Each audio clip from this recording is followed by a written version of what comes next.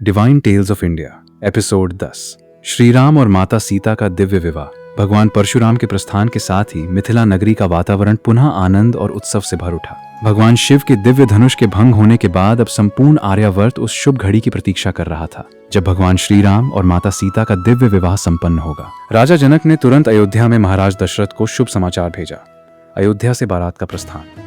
जब अयोध्या में महाराज दशरथ ने यह समाचार सुना, उनका हृदय आनंद से भर गया। उन्होंने गुरु वशिष्ठ, महारानी कौशल्या, कैकेयी, सुमित्रा, भरत, शत्रुघ्न और समस्त राज परिवार के साथ मिथिला जाने की तैयारी की। भव्य रथ सजाए गए, हाथियों को स्वर्णिम आभूषणों से अलंकृत किया गया, घोड़े सुंदर वस्त्रों से सजाए गए। चारों ओर मंगल गीत गूंजने लगे। विशाल बारात आनंद पूर्वक मिथिला की ओर प्रस्थान कर गई। मिथिला में भव्य स्वागत। मिथिला नगरी दीपों, पुष्पों और रंगोलियों से सुसज्जित थी।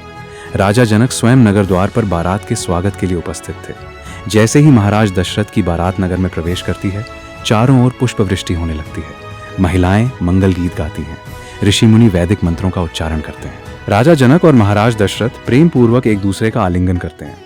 पूरा वातावरण दिव्यता से भर उठता है। वैदिक विवाह। शुभ मुहूर्त का समय आ पहुंचा।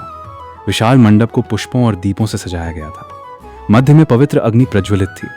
गुरु वशिष्ठ और महर्षि शतानंद वैदिक मंत्रों का उच्चारण कर रहे थे।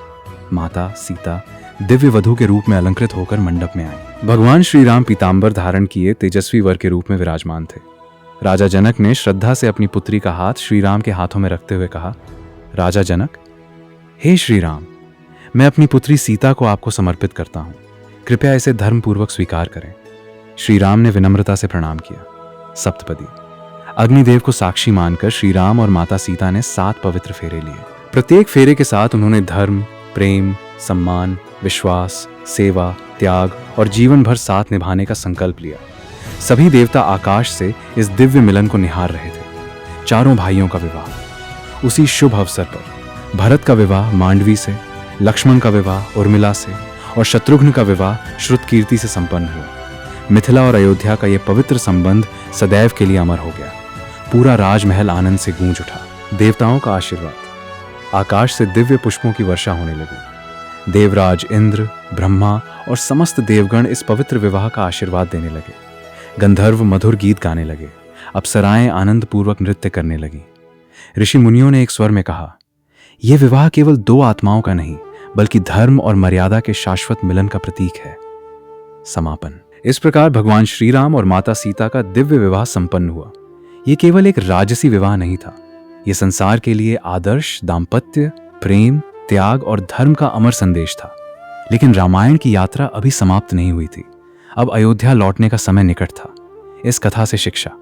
सच्चा विवाह प्रेम, सम्मान, विश्वास और धर्म के पालन पर आधारित होता है। जहां मर्यादा, त्याग और समर्पण हो, वहीं परिवार सुखी और समाज समृद्ध बनता है।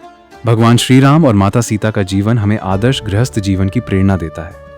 अगले एपिसोड में एपिसोड 11, अयोध्या वापसी और श्री राम का भव्य स्वागत। दिव्य विवाह के बाद भगवान श्री राम, माता सीता और समस्त राज परिवार अयोध्या लौटेंगे। क्या अयोध्या अपनी प्रिय संता नो का भव्य स्वागत करेगी? कैसा होगा दीपों, पुष्पों और उल्लास से भरा वो ऐतिहासिक उत्सव? ये जानने के लिए देखिए divine tales of India episode 11, जय श्री राम। अगर आपको ये प्रेरणादायक कहानी पसंद आई हो तो ऐसी और शानदार हिंदी ऑडियो बुक कहानियों के लिए हमारे चैनल SC एनिमेशन को जरूर सब्सक्राइब करें।